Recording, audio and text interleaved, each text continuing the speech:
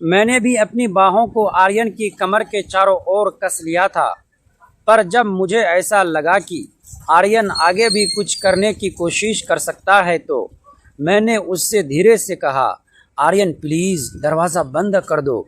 मेरी बात सुनकर आर्यन हंसते हुए बोला, इस समय यहाँ कौन आएगा।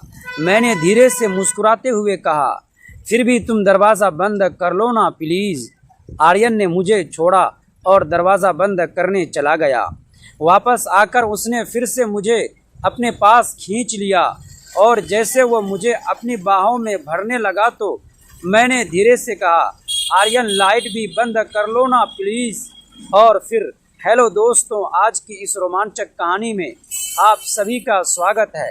काफ़ी देर एक दूसरे में समाये रहने के बाद जब सब कुछ हो गया तो मैंने तुरंत ही आर्यन को पीछे हटने के लिए कहा।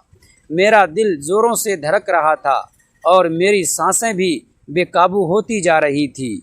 मैंने जैसे तैसे खुद को संभाला और आर्यन को मेरे कमरे से बाहर जाने के लिए कहा। वह बिना कुछ कहे सर झुकाकर मेरे कमरे से बाहर चला गया। उसके जाते ही मैं कांपते हुए अपने बिस्तर से उठी और बाथरूम की तरफ चली गई। मेरा मन उलझनों से भर चुका था। मैं यही सोच रही थी कि एक शादीशुदा औरत होते हुए भी मैंने ये क्या कर दिया। एक शादीशुदा औरत होते हुए भी मैंने किसी और के साथ संबंध बना लिए थे, और वो भी मुझसे 10 साल छोटे लड़के से। यह सब सोचते हुए मेरा दिल बहुत ज़ोरों से धड़क रहा था। मैं जैसे तैसे सब खुद को शांत करने की कोशिश कर रही थी।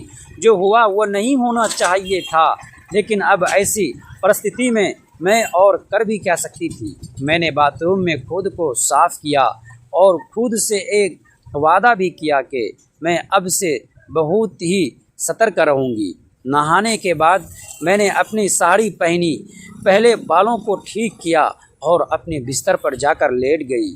पूरे दिन की थकान और उलझनों ने मुझे इस कदर थका दिया था कि मैं कब सो गई मुझे पता ही नहीं चला।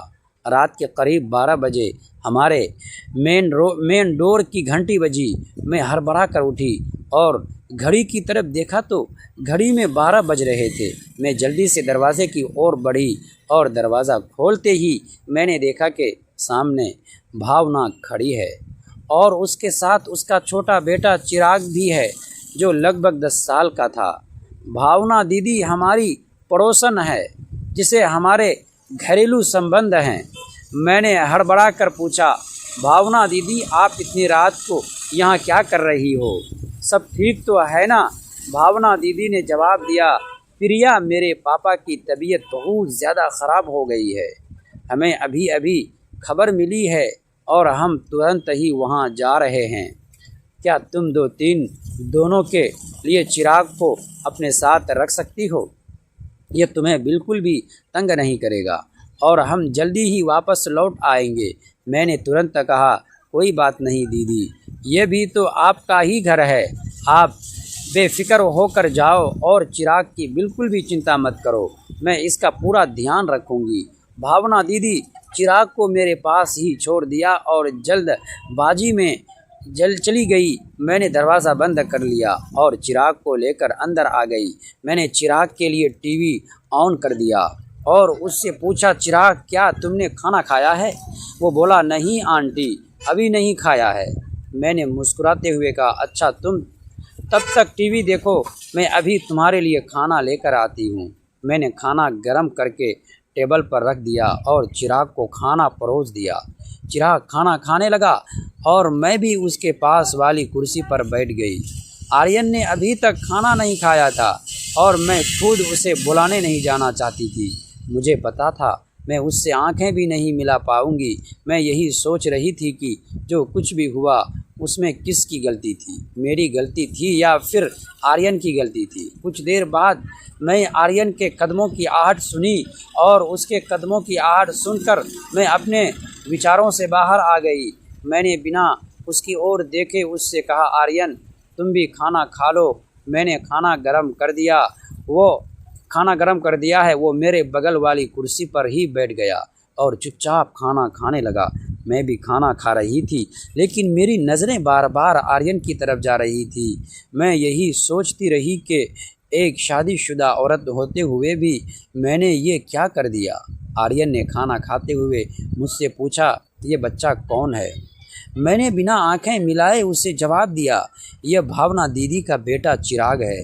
उसके पापा की तबीयत अचानक बहुत ख़राब हो गई है, इसीलिए वह उनके पास गई हैं और चिराग को हमारे पास छोड़ गई है। इसके बाद हम दोनों के बीच कोई बात नहीं हुई और आर्यन खाना खाकर अपने कमरे में चला गया।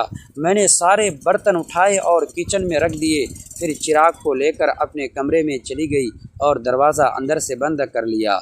मैंने चिराग को अपने साथ ही लिटा लिया, क्योंकि वो एक छोटा सा बच्चा ही तो है। अगर मैं उसको अलग लिटाती तो शायद रात में उसको डर लगने लगता।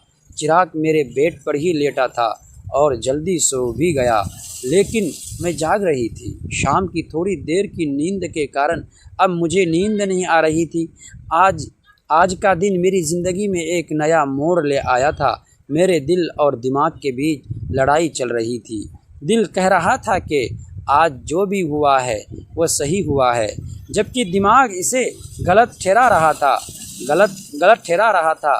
लगता था जैसे मेरी ज़िंदगी किसी ऐसे मोड़ पर आकर ठहर गई हो जहां पर फैसला आने वाले कल को बदल सकता था। शाम की थोड़ी देर की नींद के कारण अब मुझे नींद नहीं आ रही थी। आज का दिन मेरी ज़िंदगी में एक नया मोड़ ले आया था। मेरे दिल और दिमाग के बीच लगातार लड़ाई चल रही थी। दिल कह रहा था कि जो भी हुआ शायद परिस्थितियों के हिसाब से सही था, जबकि दिमाग बार बार उसे गलत साबित करने में लगा था। मैं करवटें बदलती रही। कमरे की खामोशी में घड़ी की टिक टिक और तेज़ सुनाई दे रही थी। बार बार वही घटनाएं मेरी आंखों के सामने घूमने लगती। हर बार मैं खुद एक ही सवाल पूछती, क्या मैंने सही फैसला लिया या भावनाओं में बहकर कोई ऐसी गलती कर दी जिसका पछतावा पूरी ज़िंदगी रहेगा। खिड़की से आती ठंडी हवा ने कुछ पल के लिए मन को शांत किया। मैंने गहरी सांस ली और तय किया कि किसी भी निर्णय पर पहुंचने से पहले मुझे खुद को समय देना होगा। भावनाएं अक्सर इंसान को जल्दबाजी में फैसला लेने पर मजबूर कर देती है, लेकिन सही और गलत का फैसला हमेशा शांत मन से ही किया जा सकता है। रात धीरे धीरे बीतती रही। मुझे एहसास हुआ कि हर नया मोड़ मुश्किल ज़रूर होता है, लेकिन वही इंसान को पहले से अधिक समझदार भी बनाता है। मैंने मन ही मन निश्चय किया कि सुबह होने पर मैं अपने दिल और दिमाग दोनों की बात सुनूंगी और ऐसा फैसला लूंगी जिस पर भविष्य में मुझे शर्मिंदगी नहीं बल्कि संतोष महसूस हो। दोस्तों, ऐसे ही कहानी सुनने के लिए प्लीज़ हमारे चैनल को सब्सक्राइब कीजिए।